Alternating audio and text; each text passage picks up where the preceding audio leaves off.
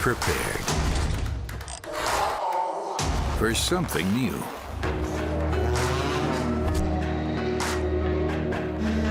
Everyone is different. So are you. Stay straight. No masquerades. Do things that you'll remember. You can't push too far, but stay fair. Stay on track. Give it your all. Get to the bottom of things. Decide what's right. Don't believe in what the others do. Find it out for yourself. Be close to it all. Bring your heart along.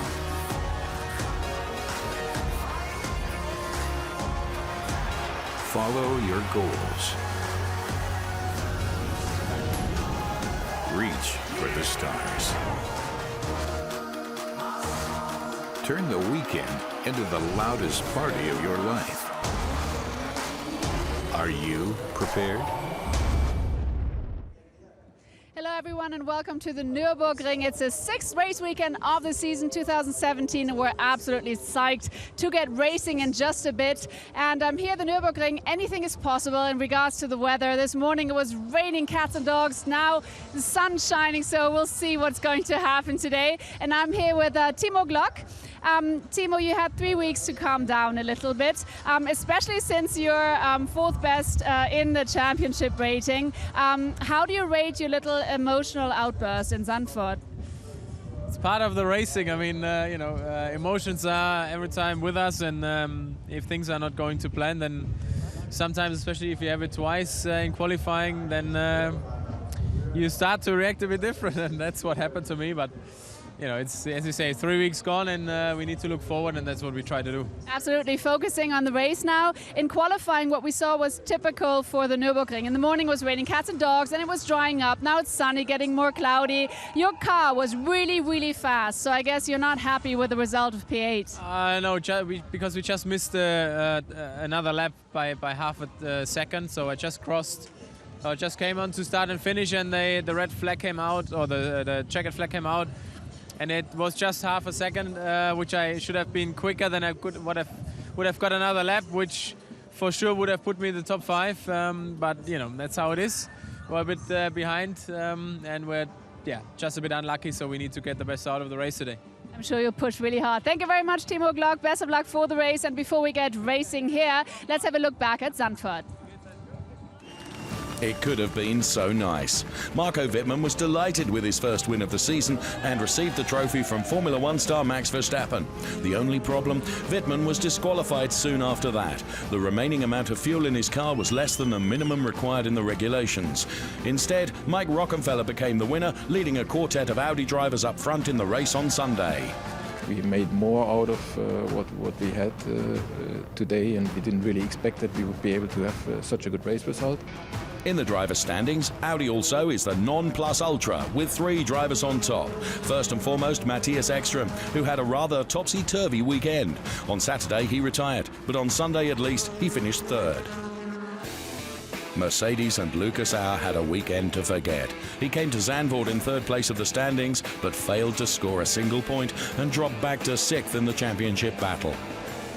It's just a shame, but we need to work and come back stronger in Nürburgring.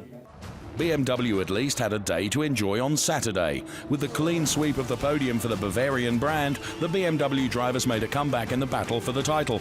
In the process, Timo Glock scored his first win of the season. It was not that easy because the front left tire had to do a very long distance. I just tried to control it, which did work out, and at the end it's great to be 1, 2, 3 for BMW on the podium. Glock was also in the limelight on Sunday. He was involved in the main talking point at Zandvoort. In qualifying, Eduardo Mortara got in his way on the racing line. Glock got his revenge on the track and also in the pit lane. In the final stage of the season, things are heating up in the DTM.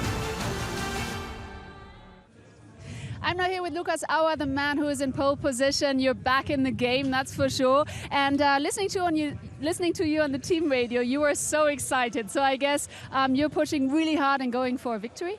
Yes, of course. First we have to wait what the weather will do. But anyway, flat out. But I heard it's supposed to be raining, right, in the beginning of the race? Yeah, just before the start we're expecting a rain shower, so it could be quite interesting again.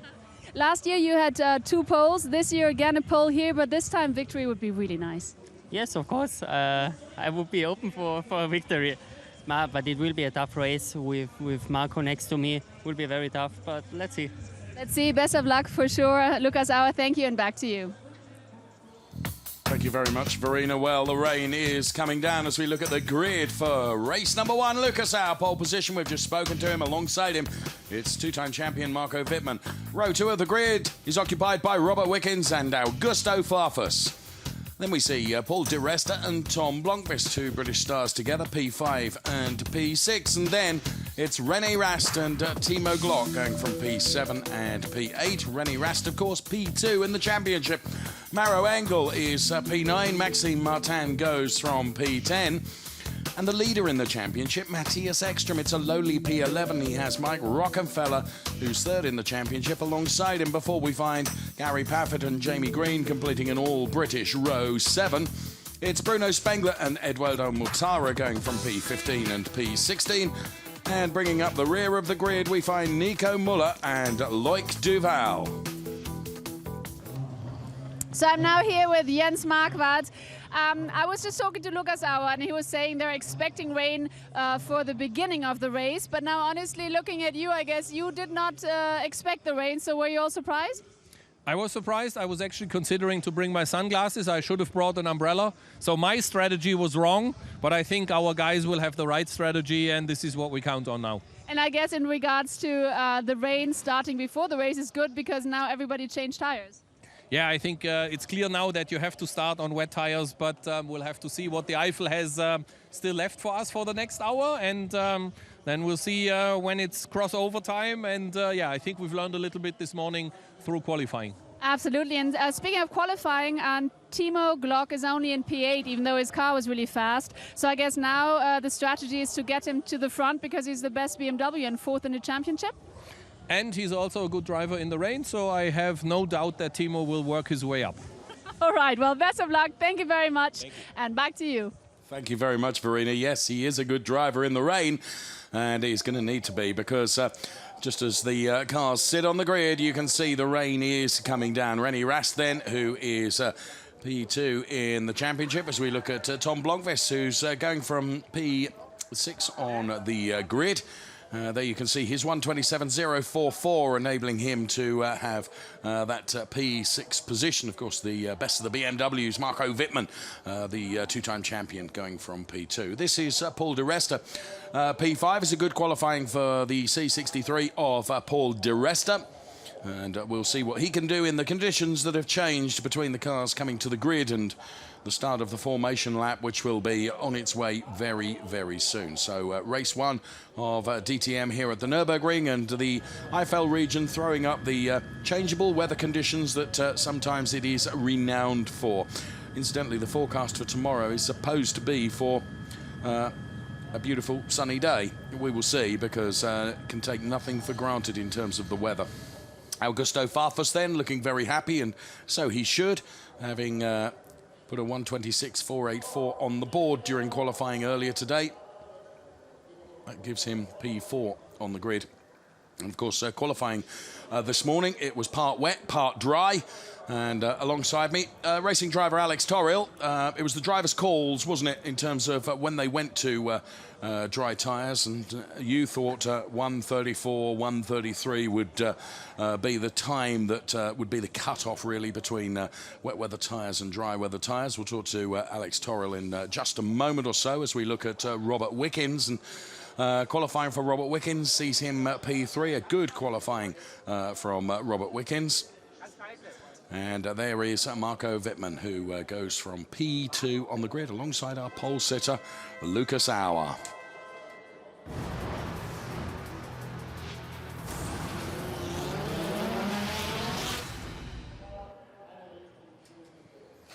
In the sight of the castle then, it's Lucas Auer and Marco Wittmann on the front row of the grid. And the rain shower that came just a few moments ago appears to have stopped now, Alex. So that causes yet more problems for the teams, but also the drivers too.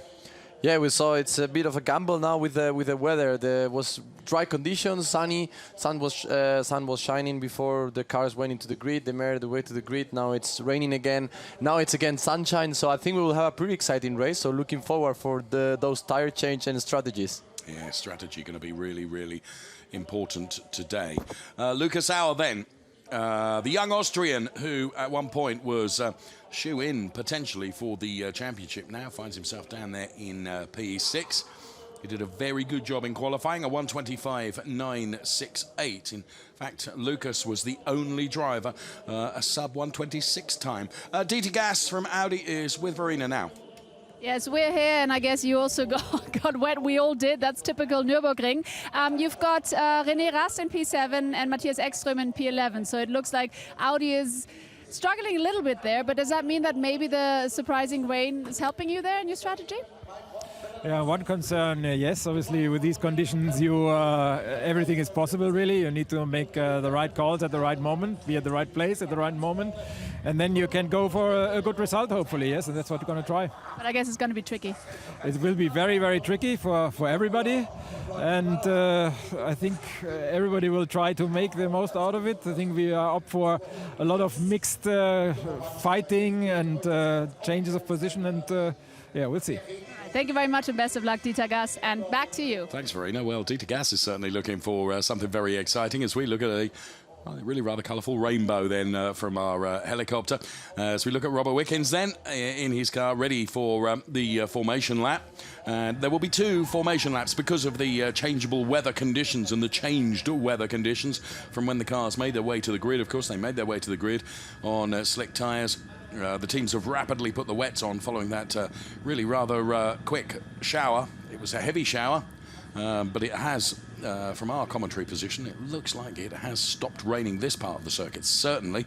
There in the Drivers' Championship, you can see Matthias Ekström with 128 points, René Rast on 114, and Rast, of course, further up the order in P7 than Matthias Ekström, who'll be starting from P11. Mike Rockenfeller is P3 in the championship, so we're reaching the sharp end of the championship now with just the Red Bull Ring at Spielberg and, of course, the grand finale to come at Hockenheim following the 2 races here at the Nürburgring. And we use the 3.629 kilometre configuration of the Nürburgring circuit. 11 turns, 7 right-handers, 4 of them left-handers. It's a smooth and flat surface, medium stress on the tyres in ordinary running, and it's going to be far from ordinary running today because of the very, very changeable weather conditions. So our pole sitter then, Lucas Auer, the Austrian driver, who has had, right at the beginning of the season, he took 2 wins out of the first 3 races, and then his season went very lacklustre with a couple of DNFs in Budapest and also the Nürburgring before coming back to the podium, but needs to bank another win if he possibly can, and from pole position, presumably one would suggest he's got the best opportunity to do so. But of course, running into that turn 1, Alex, it's downhill, it's a tight right-hander in weather conditions which are less than desirable. 2 formation laps, everyone will be champing at the bit to get going. All sorts could happen down there, couldn't they? Yeah, it's a typical situation at the Nürburgring. It's, as you said, it's a really tight corner.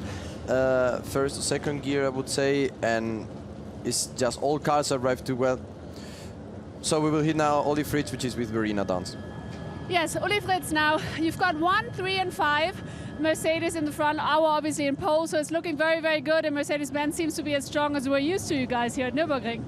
Yeah, it looked pretty competitive the whole weekend so far, but in the end, in qualifying, there are only some points to get. The main issue is the race, and yeah, we need to stay concentrated under those tricky conditions.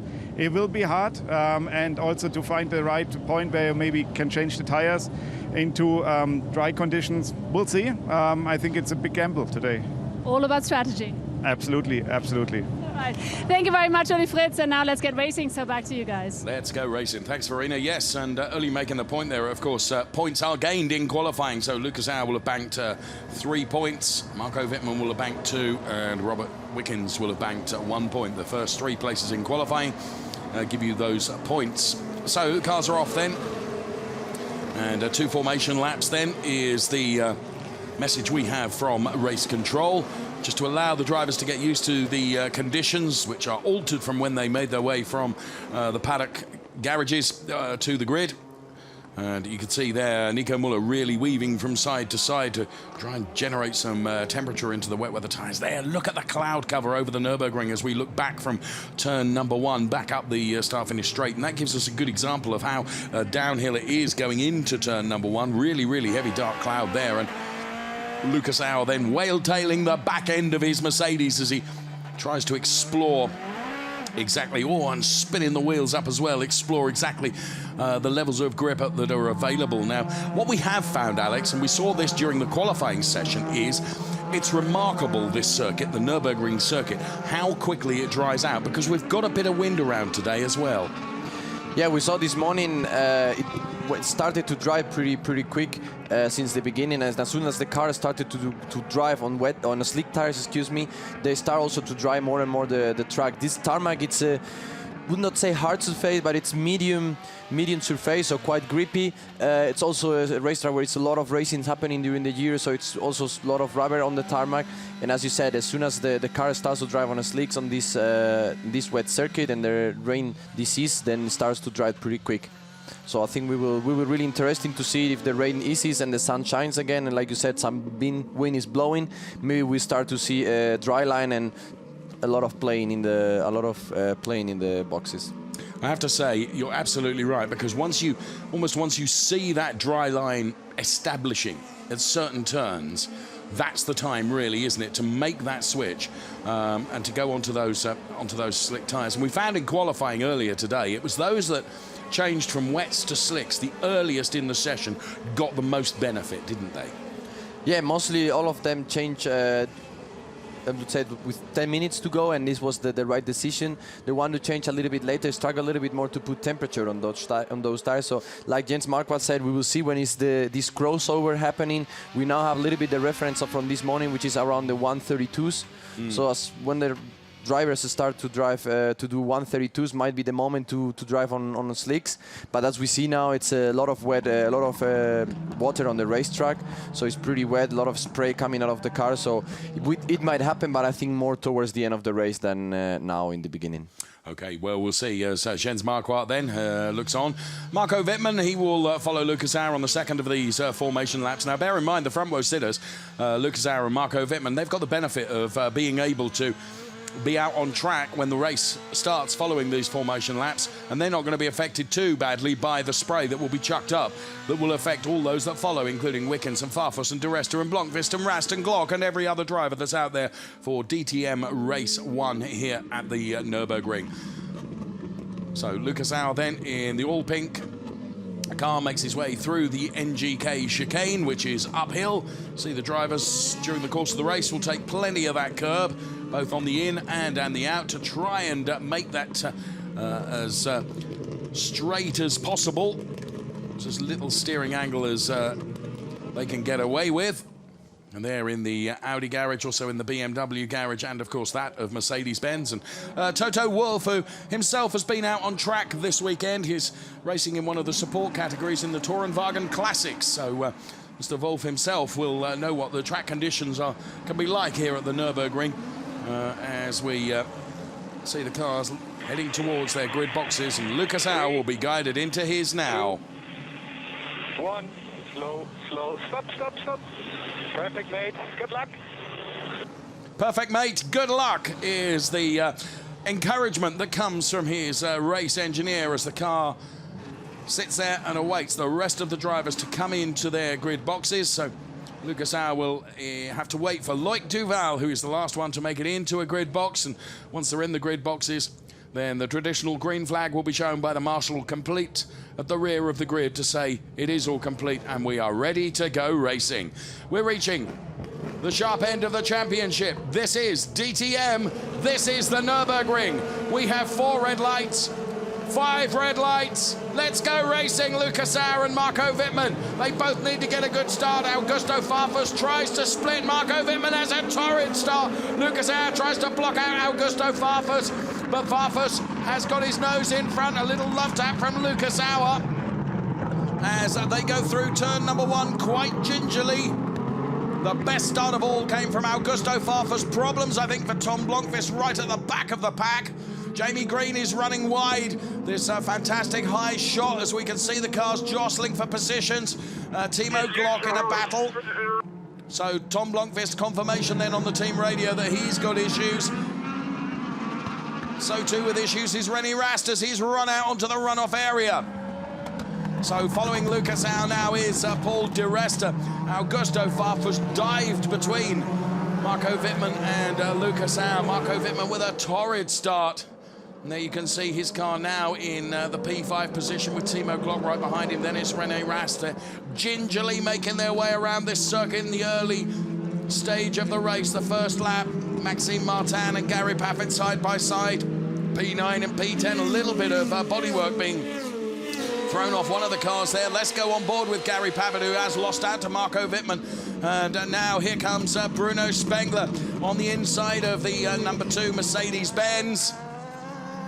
Paffett, though, with the inside line going into the chicane and make sure he makes the Mercedes as wide as possible to try and deny Bruno coming out, but he doesn't do so. Bruno up on the inside, and Lucas Sauer then with Paul Di Resta following him, and the rest of the cars come through. There was a brilliant start from Augusto Farfus. Just fired out of the starting box. He seemed to get grip when no one else could. Maximizing the traction. This is really important for the drivers. I mean, these cars they have a clutch pedal, so it's really important how you modulate the clutch with your left foot. That makes a lot of difference in a start like in this condition, which are wet. And we could maybe see, if we see now later the onboard from Marco Wittmann, probably he got too much wheel spin. Just bogged down. And then just stood on the place, spinning the tires, but not moving forward. Yeah. That progressive traction so important, and the young Brazilian Augusto Farfus got it absolutely sussed perfectly. On the inside of Timo Glock is René Rast then. They're fighting over P6. Lucas Sauer has now just pulled away a little bit from Paul Di Resta, who's running in P3. There is Timo Glock behind the Marco Wittmann car there, P5 and P6. See also how slippery is the curb. Every time a driver goes over those curbs, over those paint curbs, how much they're sliding. So Marco Wittmann then on the outside of Robert Wickens, but Robert Wickens again, he tries to make that Merc as wide as possible, but now Marco Wittmann will go for the inside line in the Coca-Cola turn, which may not necessarily be the quickest way around there in these wet conditions, as there you can see Robert Wickens, he just seems to have extra momentum by going on the outside there. And is that specific because of the wet conditions, Alex? Yeah, exactly. In wet conditions, we don't have like a ideal line. You can either go on the inside, must be good, or either some corners you have to go all around the outside. Is more grip, you can carry more momentum into the corner, and actually it's as fast as making the, let's say, the corner tighter. Same situation we have here in corner 1. You can either go really wide, brake late, go really wide, or brake a little bit early, keep the car tight into the corner, and at the exit of the corner, it's the same lap time. Okay, so there is Marco Wittmann, there is Timo Glock. Of course, in the championship, Timo Glock is P4, so every point is utterly crucial for Timo. And there is the Lucas Sauer car running in P2. Augusto Farfus, not only has he got a brilliant start, but he's absolutely been able to control the pace as well, because he's some 2.6 seconds up the road from Lucas Sauer. So Augusto Farfus in the BMW with a great job. We're on board with Matthias Ekstrom now. Yeah, we see René Rast running a little bit wide, losing the car there, losing some positions.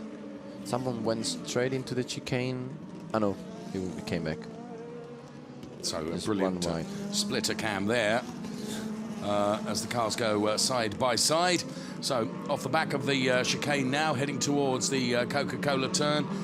Just looking on the inside of René Rast then was Maxime Martin. The order on the screen for you as the cars cross the timing line then. Augusto Farfus 3 seconds ahead of Lucas Auer. Then it's Paul di Resta, Robert Wickens, Marco Wittmann and Timo Glock occupying the top 6 places with Ekstrom, Rast, Martin, Engels, Spengler bringing up the following places that complete the top 10 in the way it looks at the moment. Like Duval then, he chooses to use that wide outside then through turn number 1, and you're absolutely right. You can see how that works there, and he will chase down Nico Muller ahead of him. Here's a replay of the start then, and yeah, Wittmann is just, it's almost like he's, you know, the car is just spinning on the spot, isn't it? For me feels like the car drops a little bit. Let's see if we can hear the onboard video, but for me feels like he was already preparing himself for that spinning, and he went a little bit, let's say, with the engine too low. Feels like the car is, instead of spinning the tires, like we, for example, saw the start of Maxime Martin in Norris, when he was completely spinning the tire. For me, it feels like the car just stops on the place. So maybe he was, in order to avoid that wheel spin, he just goes with the engine revs too low, and then the engine just kind of wanted to stop. Here it is. He really dipped the power, didn't he? You heard it dip. So, well, whatever it was, it really compromised his start in the race, didn't it? But nevertheless, we were saying at the beginning of the race we might have a dry end, but I don't think so. Now the rain is coming down like it will be the end of the world, so I think looks like at the moment we will have a full wet race. Well, you're absolutely right. The rain is coming down. It's almost coming down sideways, isn't it? Yeah. You know, it's the effect of the wind. Like you said, we have some wind down, and we have a sideways rain, but it's raining now really.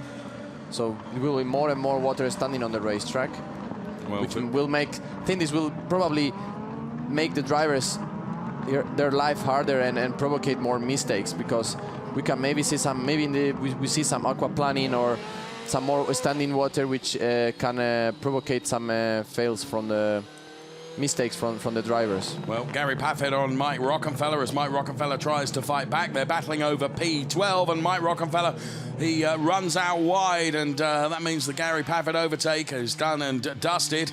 And here we can see it again as Gary Paffett lined up Mike Rockenfeller. He went really wide through that turn and then got the undercut, didn't he? Just got underneath the switchback. Well, that's what it looked like he was going to do, but actually stayed inside and seemed to breeze past Mike, and then Mike really confirmed it by running out wide, and we can see on board with Gary Paffett now. And Jamie Green is right down there, right at the back of the pack, chasing Eduardo Mortara. And the cars, as they go to full throttle, as they make their way down the back of the track, you can see the back end stepping out as they slide. Augusto Farfus really is liking these conditions. 3.7 seconds last time he crossed the sector line is his margin over Lucas Auer. There is Farfus. Look, he's almost in turn 1 before Lucas Auer has crossed the timing line.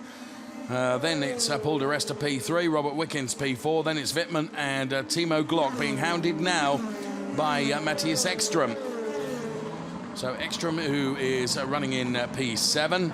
It's this high shot as they make their way through turn number 1, and we go on board with Matthias Ekstrom then, leader in the championship, going into this race here at the Nürburgring. Wiper on full, tiptoeing the car around. René Rast about to be passed by Maxime Martin.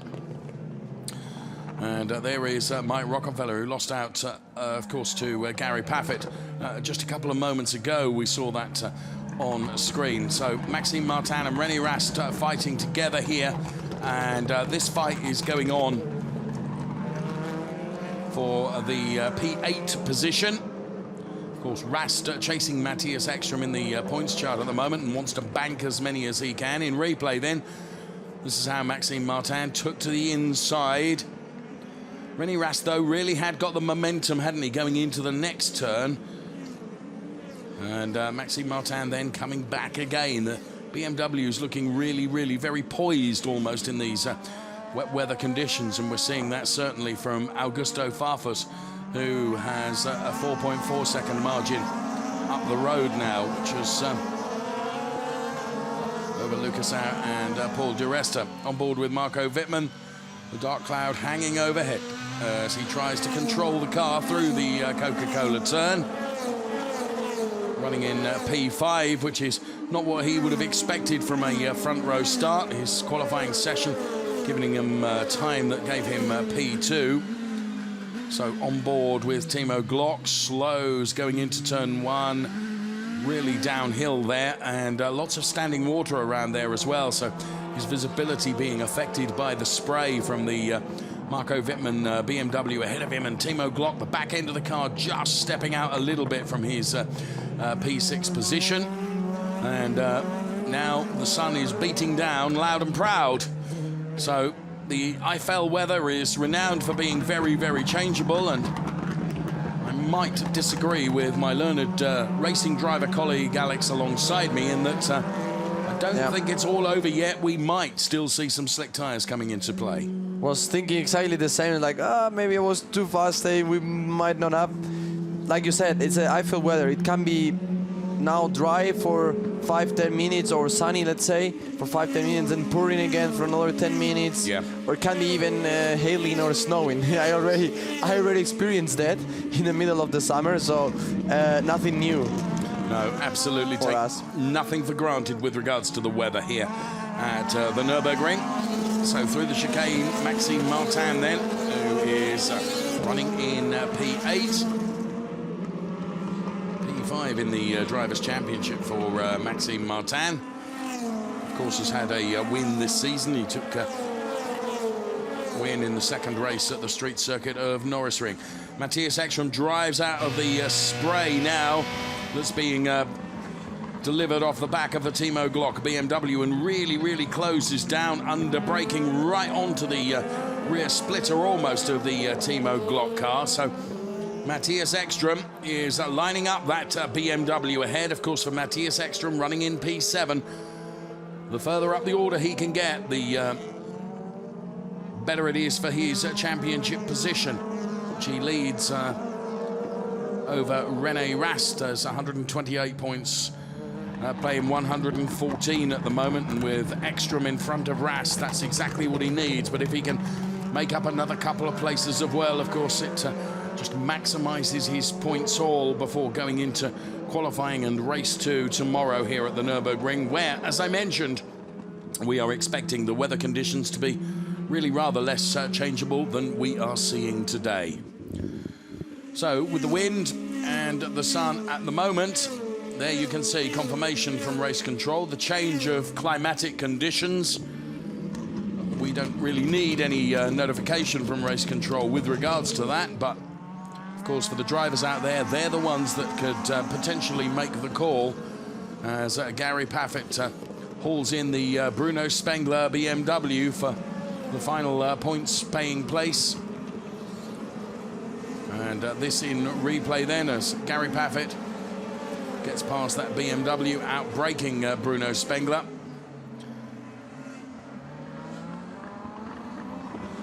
And we see the pace of Augusto Fassbro. It's been really good now, almost 5.5 seconds ahead of Lucas Auer. So this should give me some room, some comfort leading the race. And this is good for Augusto's confidence, to be honest, because the best result he's had all season has been a P6, which he took in the first race at Zandvoort.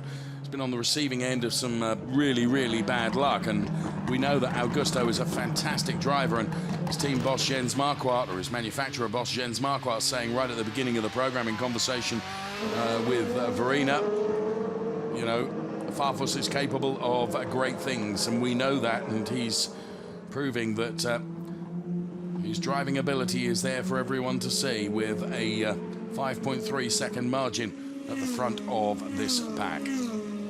So Farfus leading from our Duresta, Wickens, Wittmann, Glock, Ekström, Martin, Rast, and Maro Engel is actually occupying the final points paying position, just ahead of his Mercedes brand mate, Gary Paffett, who is P11. We saw him getting past the P12 car of Bruno Spengler just a few moments ago. So Augusto Farfus crosses the timing line then, before we see Lucas Auer exiting the Coca-Cola turn, and Paul Di Resta is just coming under a bit of pressure now from Robert Wickens. Robert Wickens is... 0.1 up, the rear 0.15. Wickens is closer to Paul di Resta than he has been. And again, Matthias Ekström closes up to Timo Glock, the man that we travel on board with now. Oh, feathering that throttle, as you can see, and left foot poised over the brake pedal for the left foot braking that is commonplace in DTM.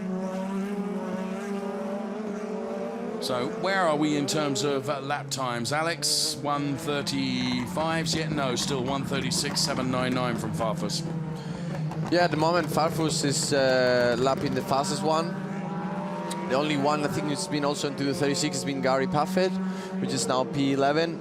The rest of the grid is doing 37s, from 37s low to high 37s. So it's pretty compact. Now best first sector for Gary Paffett again. So Gary Paffett and Augusto Farfus are the only two drivers which are driving out of the 37. So under the 37s, all of the rest are doing 1:37. Well, as the water is dissipated and it remains at the moment sunny, we will see how those lap times come down. And we're on board with Gary Paffett now, as I mentioned, chasing down his brand mate, Maro Engel. Of course, Maro Engel celebrating his first victory in DTM at the Moscow Raceway earlier on in the season. Still seems to be certainly on the start-finish straight and through turns 1, 2 and 3. Plenty of water around. We've got 35 or so minutes left in the race. And Maro Engel now really feeling the pressure of the British star Gary Paffett right behind him. So Maro Engel then, who as I mentioned has taken a win this year, Gary Paffett hasn't yet.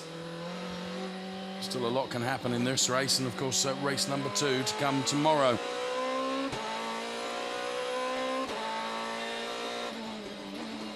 So giving that Mercedes everything he can, then braking and then down through the gearbox, and an error from Gary Paffett there as he just ran wide. And well, his pressure on Maro Engel will go away for a lap or two now, because that will have... in fact, there you can see the gap has really increased between Maro Engel and Gary Paffett following that small error. That presumably is just carrying a little bit too much speed and you can't turn the car quite in enough. Yeah, exactly. This corner is quite tight, this shortcut, and either you brake too late and then you run out of space, even if you put a maximum lock on or a lot of lock on, you don't have space enough, and then you end up riding a little bit outside of the racetrack. So Farfus crosses the line then, having increased his lead over Lucas Auer to now some 6.3 seconds. And Lucas Auer in turn is 7/10 ahead of his Mercedes brand mate, Paul di Resta, who is running in P3.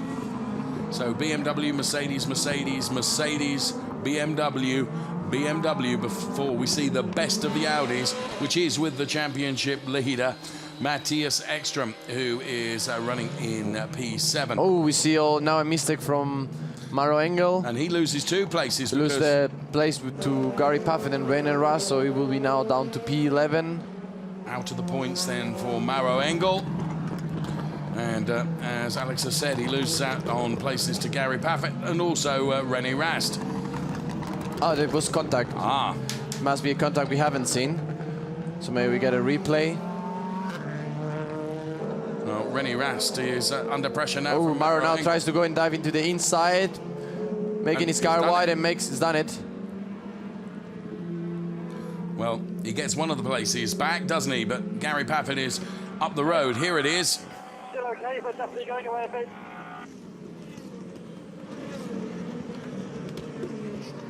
So through turn 1, then turn 2. Oh, that's not nice. Not malicious though, was it? No, lost grip. Probably lost the rear on the brake. Lost a bit the back of the car and collide a bit, but it's enough to push Maro Engel out of the line. Well, Maro then has made a place back, but the man that was able to take the most advantage, one Mr. Gary Paffett, who has moved up the order to P9. That probably still a little bit of revenge from Zandvoort. Maybe. Right, Mike Rockenfeller then with Tom Blomqvist and Loic Duval. Before we see Nico Muller, Loic Duval having got past Nico Muller to occupy the P14 place.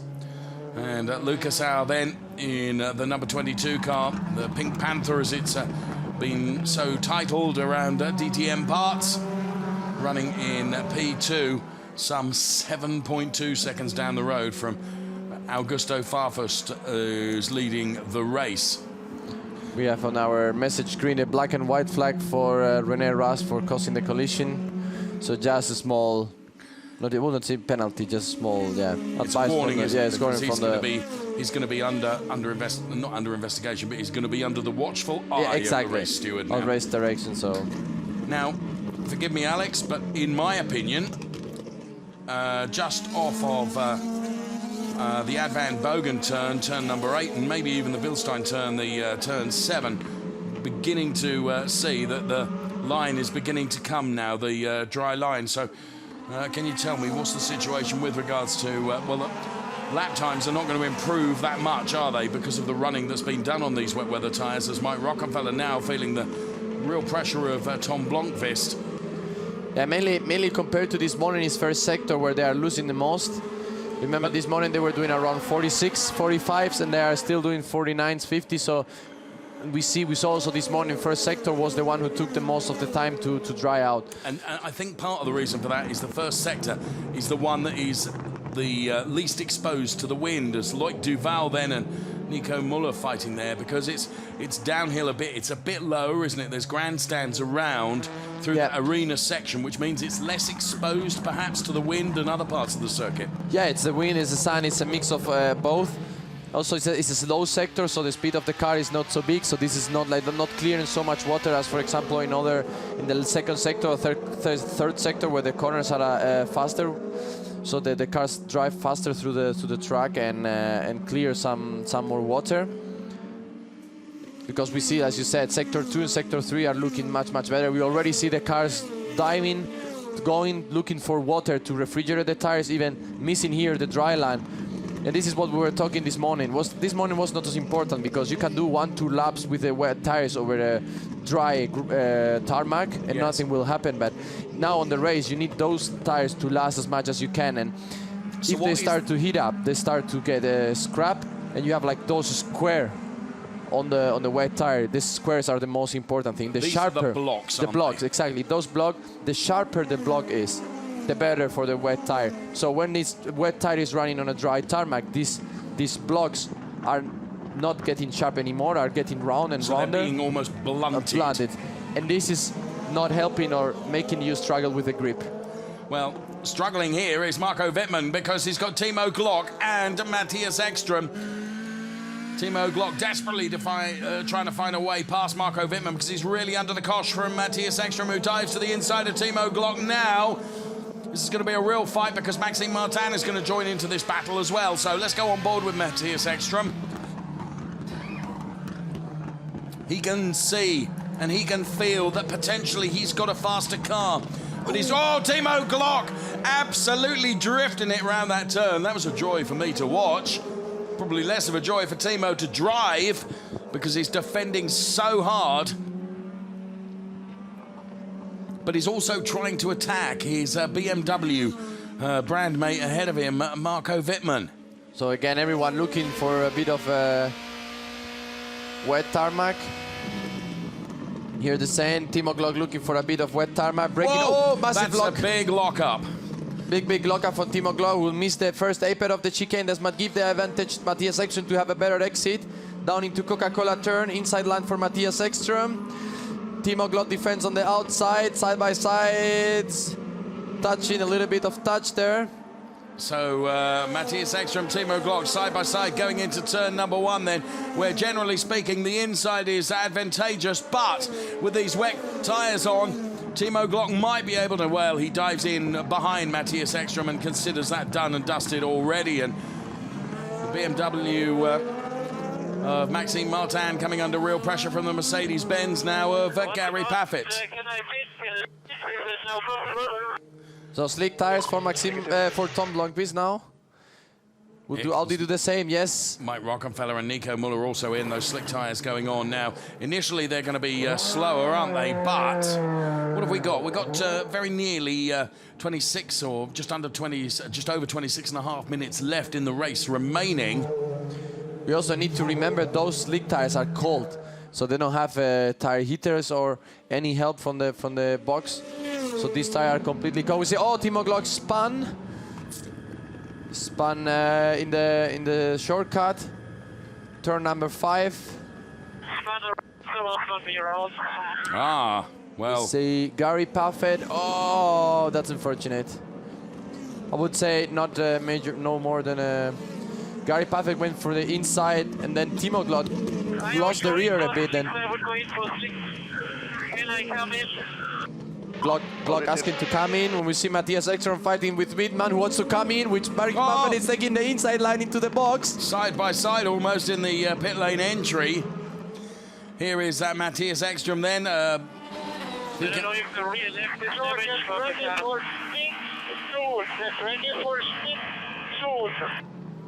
So, conflicting team radio there. Here comes Gary Paffett then. Marco Wittmann in, and Gary Paffett and he almost welded together on the pit lane in. In comes Timo Glock as well, who was the recipient of that unfortunate touch from Gary Paffett, which sent him spinning around. In comes Loic Duval as well. Marco Wittmann on his way out of the pit lane. Gary Paffett out ahead of him. Under investigation, that incident between Gary Paffett and Timo Glock, and of course Paffett out ahead of Marco Wittmann, so manages to pass him in the pit lane. Yeah, Wittmann had to stop for a little moment because was Luc Duval coming, so to don't provoke an unsafe release, he had to stop and lose 2-3 seconds, which gave the opportunity Gary Paffett to pass Wittmann on the pits. Well, you take it sometimes, you lose it sometimes, don't you? You know, exactly. For Gary Paffett, it worked perfectly. I think 1 or 2 more laps, and I will count 1 to 2 more laps. So 1 or 2 more laps, Matthias Ekstrom is saying, to stay out there before he comes in for what is a mandatory pit stop. Yes. And of course they'll be changing from the wet weather tyres onto the slick tyres. Now Gary Paffett then, who is returning, and you'll see he'll follow that dry line absolutely perfectly now. So in comes Maxime Martin from P7 in the race. So the front end of the BMW of Maxime Martin looking just a little bit battle worn. No further action on the incident between Gary Paffett and Timo Glock, and would you consider that a fair? Yeah, I think it's like I was saying straight away as I saw the incident, it's pretty fair. Paffett was in the inside line. Timo Glock lost a little bit the rear of the car, and small touch wrap from Gary Paffett just made him spin a bit more the car and lose it. So I will not say I would say the same. It's no further action. It's just a race incident. So put down as a racing incident. Here comes Maxime Martin now out then with Gary Paffett behind. Bear in mind that Paffett will have had 1 additional lap on Maxime Martin to get some temperature into those tyres, and therefore the BMW driver Maxime Martin should be easy prey to the Mercedes of Gary Paffett. And sure enough, Paffett does go through really rather easily. Will take a lap or 2 to get those tyres up to temperature for Maxime Martin, and 1 lap advantage already being given and had by Gary Paffett. Lucas out and Paul di Resta staying out, and so interestingly too is Augusto Farfus. But also interestingly is Augusto Farfus's laps are slower now than Lucas out. I want to pit, but you show me both next lap. So this is a large fire trap. I want to pit is what I got. Yes, me too. Me too. So Farfus then staying out there, and as I mentioned, both Auer and di Resta behind him are quicker. So too is Rob Wickens. So Lucas Auer being followed closely by Paul de Resta. Now we see the dry tires, the slick tires, excuse me, starting to work with Nico Müller making best sector 1. Mike Rockenfeller also on the slick tires on P15 making best sector 2 overall. So this means the slick tires are starting to work right now. Okay, so we're expecting Ekstrom in now, aren't we? Should be. Well, we stay on board with him. Is that more rain? No, shh. There's no one ahead. I say no.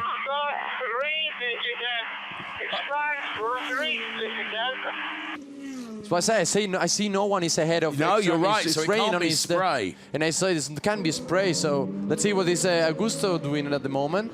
So Augusto Farfus comes in. This could be really dreadful. Dreadful bad luck for Augusto Farfus. It could be. Matthias pitting anyway.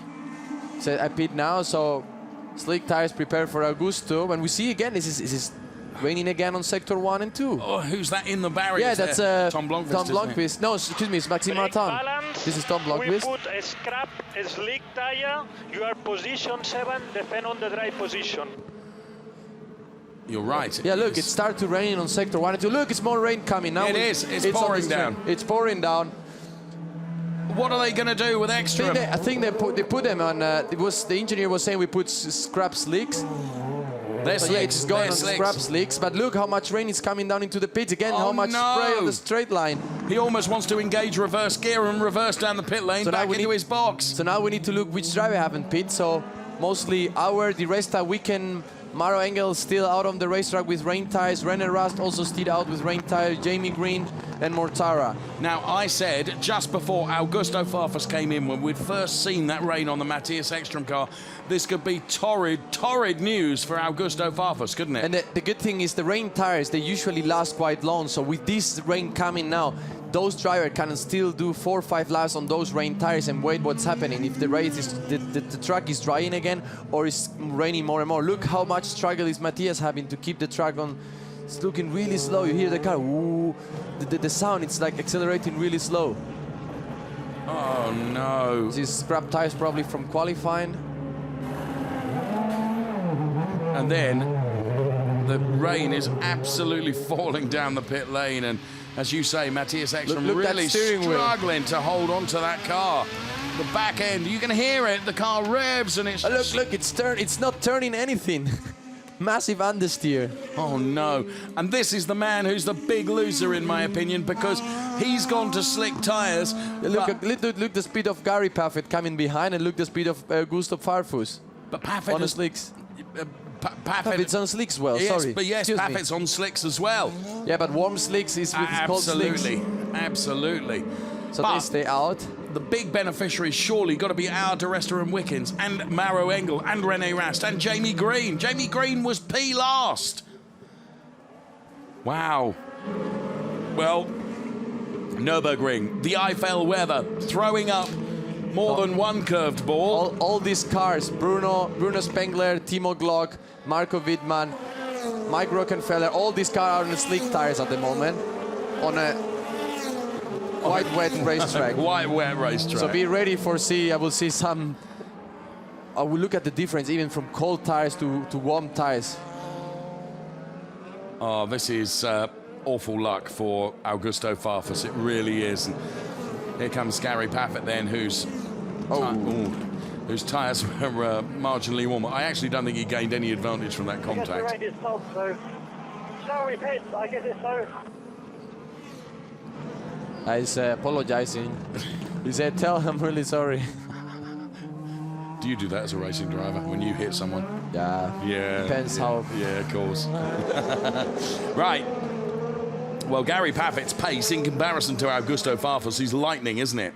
Yeah, but we see also how much he's struggling. Look at this car, look at the steering wheel. Yeah. Look, he's moving side by side on acceleration, snapping oversteer. Even on a straight line, it's snapping over from the rear. Look the speed of Lucas Auer with the wet tires. How big the difference is. And Paul de Resta and Robert Wickens too. Give us an update on the lap times, please. Yeah, we are talking the drivers with slick tires are doing around 145, 146, and the drivers with Oh, Farfus has lost it. Yes. He couldn't make the NGK chicane, and he's coming back into the pit lane now. So it's a 5-6 second per lap difference between wet tires and slick tires. So here comes Augusto Farfus, who had done such a great job at the start of the race. And look, the Hankook wet standing by to go on. Sorry, mate, we couldn't see this. The race is not over yet. We fit wet tires and make it to the end. I'm afraid to say. So with tires, look for unsafe release. Go, go, go. So that is, the engineer said the race is not over yet, so yeah, but we should not. I think it's, you know, for Farfus. No, it will be really disaster. hard. But anyway, I think he made the right decision because he will be anyway ahead of all of the other drivers by pitting now. So Matthias Ekstrom and Mike Rockenfeller. Now bear in mind that Matthias Ekstrom is leading in the points. Mike Rockenfeller is P3. Matthias Ekstrom and Mike Rockenfeller both with relatively difficult cars to handle in these conditions. They're shod with slick weather tires, and you see Rainer Rast also coming into the pits right now. He will change. He's now on wet, so he will change, I think, to wets again, making his mandatory pit stop. Now, for my money, Alex, it stopped raining again.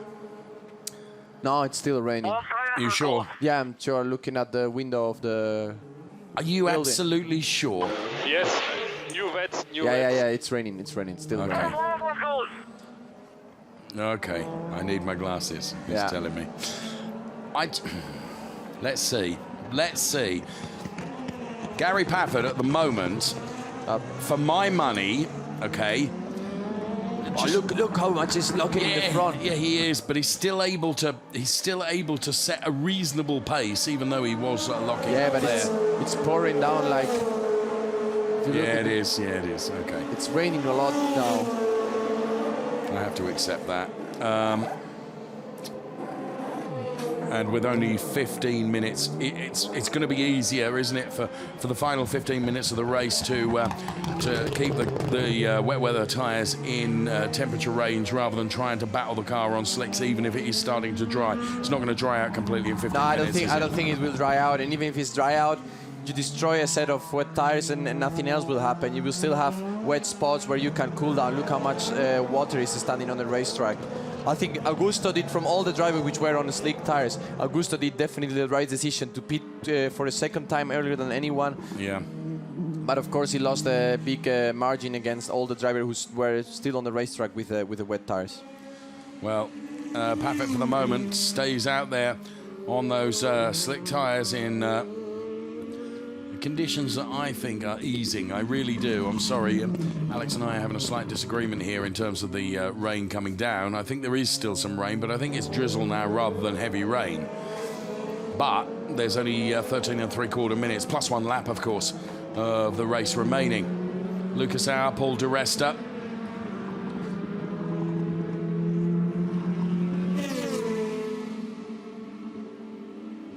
No, it's still raining quite a lot.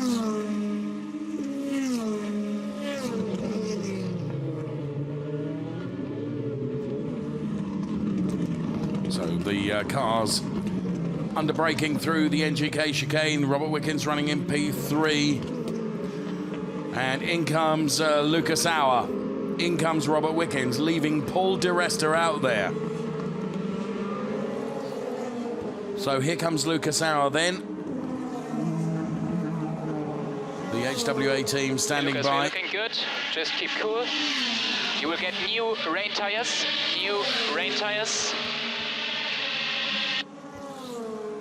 Well, the team confirming what they're going to be shodding the... Farfus had to pit a second time. So we are looking good. Just keep cool. So new set of wets going on to the Lucas Auer car then. Revs increase. Go, go, go, go, go, go, go. 9.3, I've seen faster pit stop.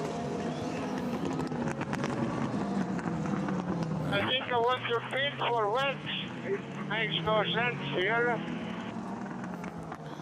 Eki saying then Yes.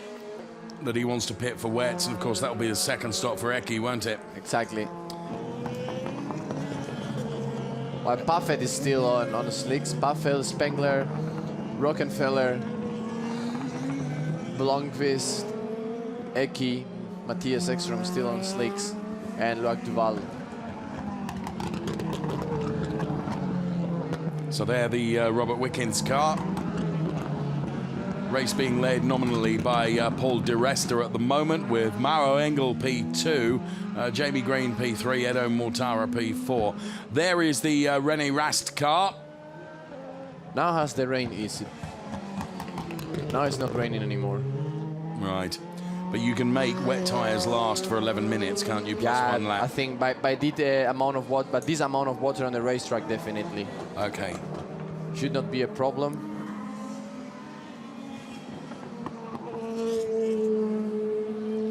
So Rast then makes his way down the back straight behind the paddock. There is Paul Di Resta.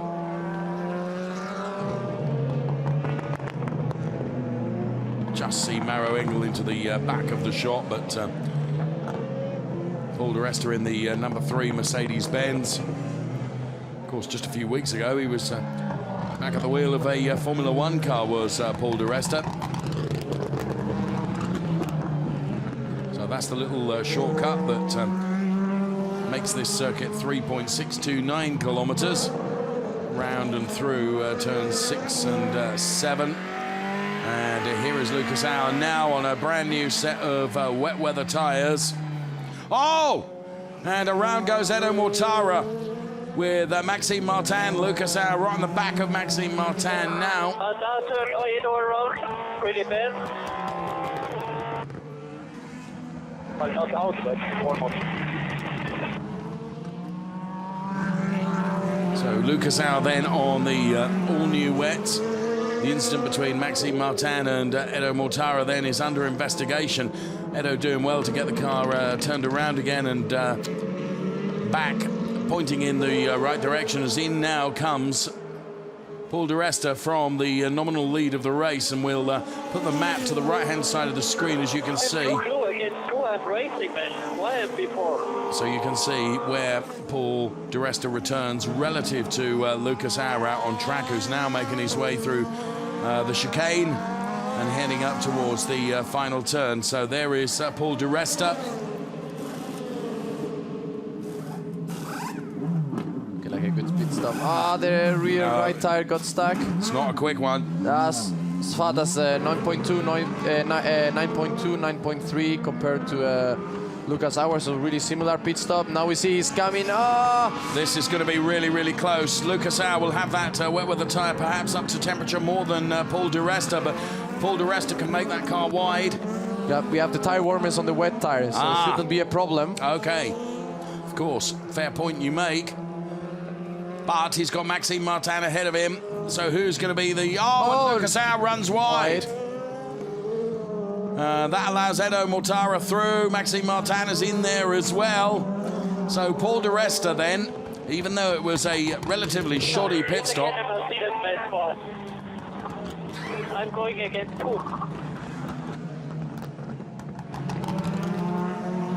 Now Paul Di Resta, P11 in the points. Lucas Auer, P6 in the points.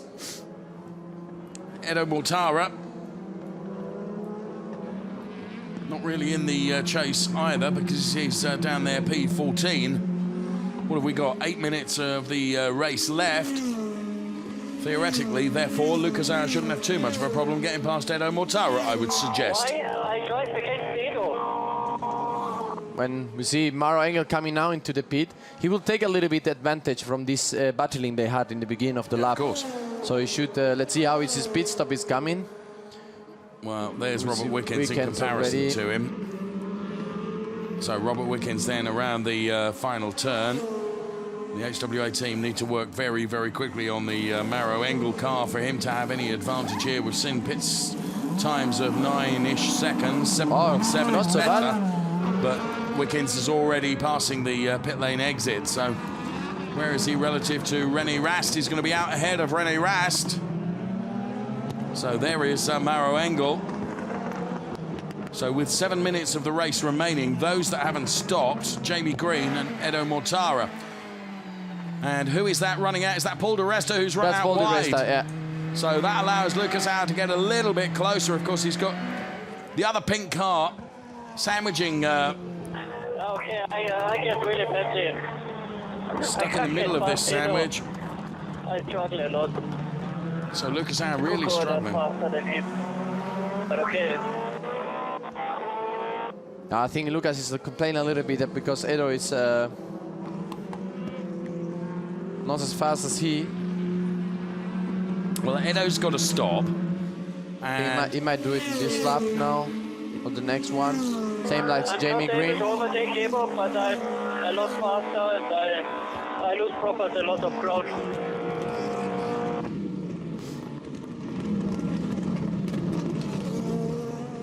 Taking a very wide line into the entry of that chicane was Edo, who has still not stopped, but I did say he wouldn't have too much problem getting past him, and he has. So now Lucas Auer needs to chase down Paul di Resta.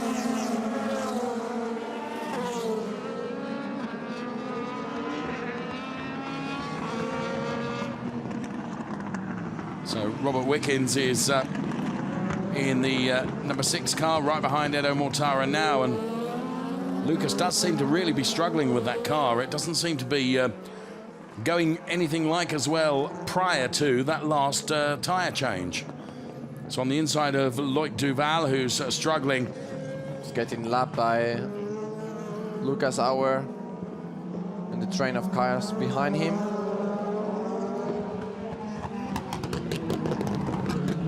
Matthias Ekstrom then the next to pass Loic Duval.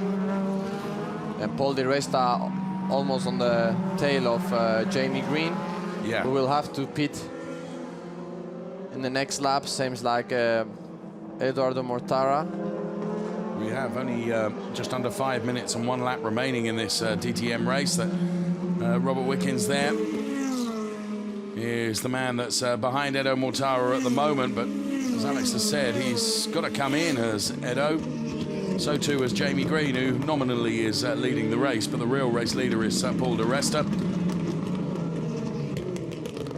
So bouncing across the curb, surely now turning right will be Edo Mortara. Indeed so, into the pit lane goes Eduardo Mortara. Here is our race leader then, Paul di Resta, or our effective race leader.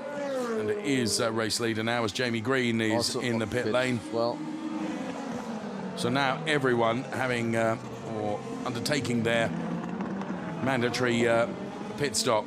So this is our race leader, Paul di Resta. P2 is Lucas Auer. P3 is Robert Wickens. Edo Mortara then making his way down the pit lane. Where's Jamie Green going to come out relative?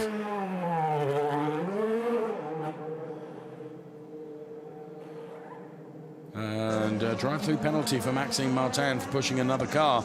So there is Jamie Green. Here comes Eduardo Mortara. This is relative to the incident between Maxime Martin and Eduardo Mortara. Yes, you're right. We saw a few laps before. So 1, 2, 3, 4 for Mercedes at the moment. Yes, and the best of the BMWs look is former race leader Augusto Farfus look in P8. It's just really, really bad luck for Augusto Farfus. The weather certainly didn't play into his hands. And once again, you can see a dry line beginning to come good, but with just 3 minutes plus 1 lap remaining, no one's going to be able to take advantage of that, I fear. So through the chicane goes Paul di Resta. Here comes Lucas Auer then. So as I mentioned, Paul di Resta is P11 in the championship. Lucas Auer is P6. So Maxime Martin going into the pit to accomplish his drive-through.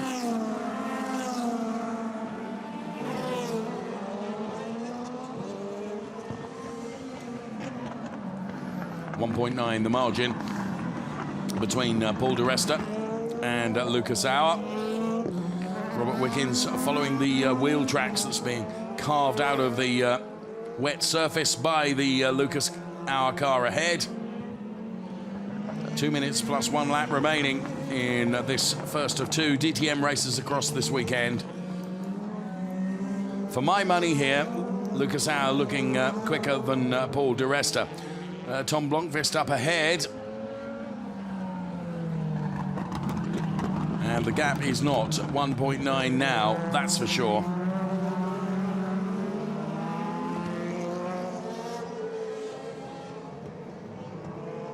It's a very good showing for Mercedes-Benz, who've been able to take advantage of these weather conditions, that's for sure. As Paul de Resta and Lucas Auer make their way past Tom Blomqvist, and so too will Robert Wickens. And they head down the back straight behind the paddock area here at the Nürburgring, heading in towards the NGK chicane. It's now that Lucas Auer will probably size up the back end of the Paul de Resta car to have a go, perhaps going into turn number 1.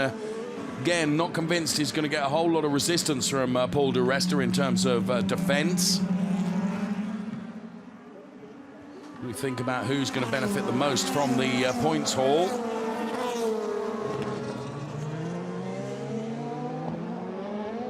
So very wide for Lucas Auer then. Paul de Resta goes through. Here comes Lucas Auer, and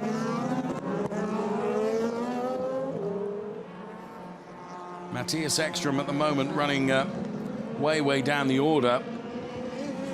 Rennie Rast is... It's a shame Maro Engel is a little bit farther down. 4.1 seconds behind Robert Wickens. Is now the fastest car on the track.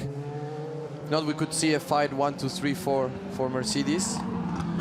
So Maro needs to now get clear of the traffic with Matthias Ekström and Tom Blomqvist. They will get both a blue flag. So they're inside the garages.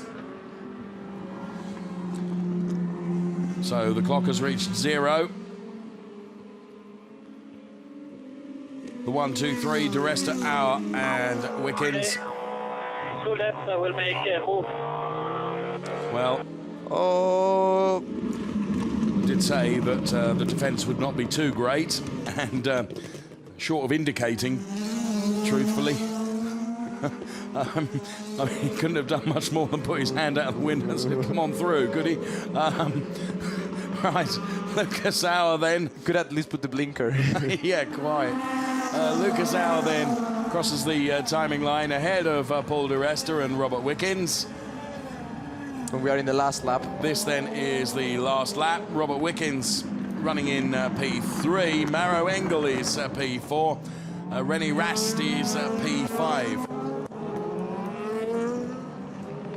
And here comes that overtake again. And of course, the points haul for Lucas Auer includes pole position points as well. Pole position ones, so 26 points. No, excuse me, 28 points. 28 points, 3 points for qualifying, which means, of course, that the benefit is... yeah, so will be no points for Matthias Ekström. And as the race finishes like this... Rast is gonna add points, isn't he? 5 points. But gets nothing for qualifying. And Rockenfeller will also get no point. And Timo Glock neither. So it will make the championship quite interesting. Yes, absolutely. And tight everything. We'll make everything really tight now. Lofa Katvenstein and Marlene Weiland, then 2 of the PRs from Mercedes-Benz with smiles on their faces, because this man, Lucas Auer, in car number 22, as he rounds the Coca-Cola turn, will head towards the checkered flag for the win at Nürburgring. Lucas Auer wins from Paul de Resta. Then it's Robert Wickens. Well done, mate. Well done. Maro Engel seals a good P4. Wickens P4, Engel P. Sorry, Wickens P3, Engel P4. Rennie Rast P5. Well done, mate. Lucas Auer being congratulated. Yeah, thanks for the... I'm sorry for the little rush in the middle. I had no clue. Fantastic day. Enjoy, really enjoy. And big thanks to, you know, to everybody. We do the rest after. Yes, and I'll be buying Paul di Resta a cup of coffee at the end of the race. Here comes Augusto Farfus, and you know what? If ever I felt for the Brazilian, I feel for him today. I mean, he did a really good first part of the race, amazing start. He was having a blistery rhythm in the beginning, and then the rain came, and he was just changed to slick tires. Just at the wrong time. Just 30 seconds before. I know, P8 is scant reward for actually the performance that he did show. Thomas Boltaz there, one of the senior engineers from Hankook Racing Tyre. And Uli Fritz must be a very happy man. 1, 2, 3, 4 for Mercedes-Benz, Verena. Oh, I'm sure he's absolutely raving. Congratulations, fantastic job you did in the race. How come you're not smiling? No, I'm smiling more internally. No, however, mega happy. I think all 6 cars in top 10. Great job by the strategy guys as well. I think they kept calm and did not make any too early decisions. So, yeah, and it's also good we are back in the championship fight. And, nice race day. Absolutely, you guys were really all about the weather. You had the best connection with the weather god, and you were coolest, that's for sure. And also now it's all about tactics, because Auer is now second in the championship. I guess that's why Paul had to let him pass, but it is all about the championship now. Yeah, of course, it's all about the championship. But in the end, it was completely to avoid also a safety car, because that one would have been a big hit for us. So, yeah, we were lucky on the one hand, but the guys did an incredible job. The drivers, the strategy guys, all the engineers. So I can only say thanks a lot. They are just great guys. Congratulations. Thank you very much, and back to you. Isn't it interesting how Uli didn't really say, because Verena mentioned there that, you know, Paul di Resta clearly helped out there, and he moved straight on to where we, you know, clearly we needed to avoid any possible safety cars. Very interesting. Lucas Auer taking the win then from Paul di Resta, Robert Wickens and Mauro Engel. Top 4 places Mercedes-Benz. Then it was René Rast, Jamie Green, Edo Mortara, Augusto Farfus, Marco Wittmann and Gary Paffett rounding out the top 10. So Lucas Auer jumping out of the car then, having done a supreme job, that's for sure. And as Uli Fritz has said, brings himself back into the championship chase, which is great for us, truthfully.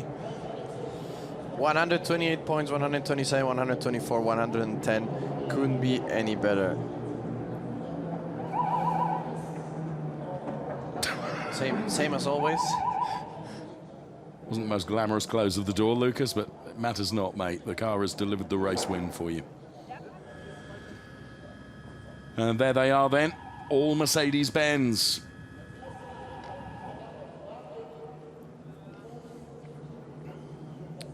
Paul di Resta, who led, of course. And Lucas Auer managing to get past him. And is pretty chuffed with his success. Celebrations down at the team as well.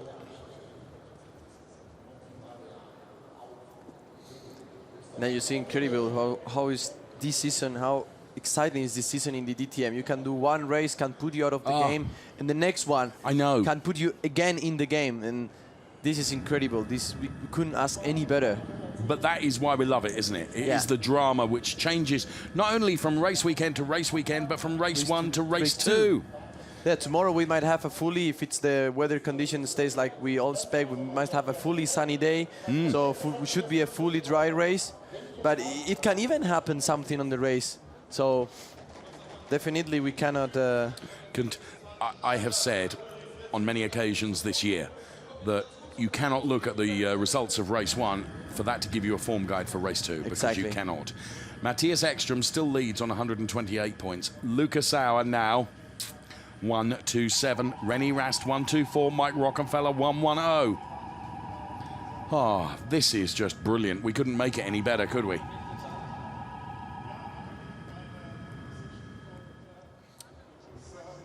So Matthias Ekström then still leading the championship by the slenderest of margins, though, it has to be said.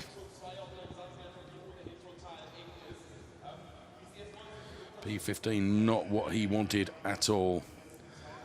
The weather really throwing some curveballs into the mix. Here come the top three then. In super slow-mo, Robert Wickens takes P3.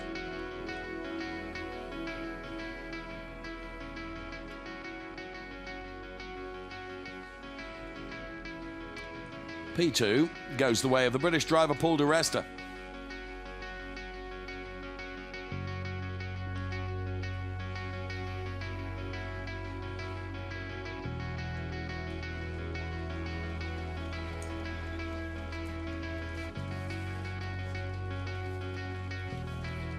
And the race winner, Lucas Auer, in car number 22, takes his third win of the season.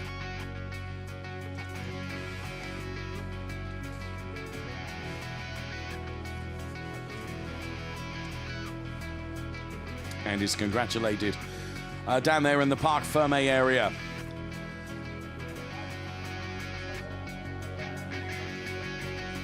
Took a hop, skip and a jump then towards his team. And inside of the castle behind us then, the weather here in the Eifel region has really rather disappointed Nico Müller, who finished just outside the points, P11. In conversation with Maxime Martin and Matthias Ekstrom as well. So the points position really tight going into the race. Well, going into qualifying tomorrow, where points up for grabs for the top three places in qualifying, of course. And come the end of the championship this year at Hockenheim, you know, if the championship is decided on 1, 2 or 3 points, qualifying has made the difference, hasn't it? Yeah, exactly. But we already talked about this. I remember at the beginning of the season, you say, might be this year that the qualifying are making difference more than the races. And we are coming now to the point where we see that more often this will be the situation, and we will have a difference maybe of 2, 3, 4 points, like you were saying now, and this might be due to the qualifying. Of course. Like Duval there in fairly seemingly serious conversation with Dieter Gas. You can see that right in the center of the screen. Look, Duval, who Dieter Gas said a few weeks ago that Loic had just been really trying too hard. Of course, he's been successful in everything he's ever raced and has found it hard going in DTM. I think it's fair to say, and Loic would be the first to admit that. But having a conversation there with Dieter Gas, the head of Audi Motorsport. We'll be heading up to the podium any moment, and sure enough, there we are now. And here's our race winner, Lucas Auer. Uncle Gerhard, of course, who's now head of the ITR, the organising body of the DTM, as Paul di Resta takes to step number 2. And Robert Wickens, the all Mercedes-Benz 1, 2, 3.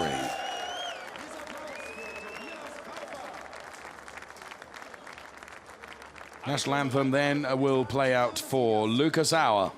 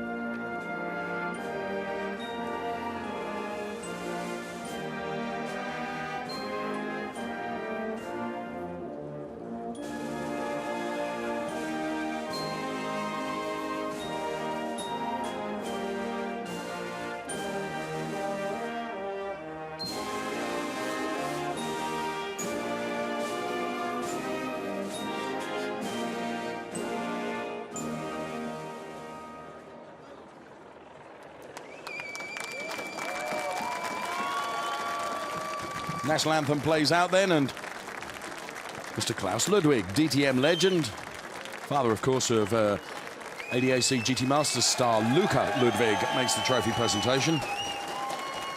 To Lucas Auer. Axel Versthorn, the Senior Vice President of Deutsche Post, makes the team's presentation. And we're standing by as Ivo Rohr there, the member of board of management for DECRA, makes the trophy presentation to Paul di Resta.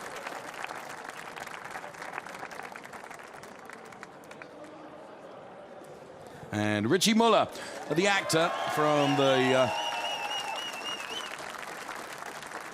series on German television, who incidentally will be racing in the Porsche Carrera Cup, makes the trophy presentation to Robert Wickens. So drivers all pose for their photographs.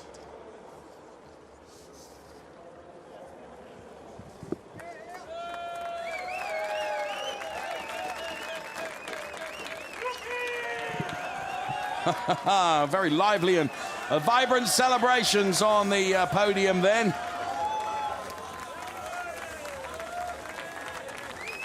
Very, very good to see.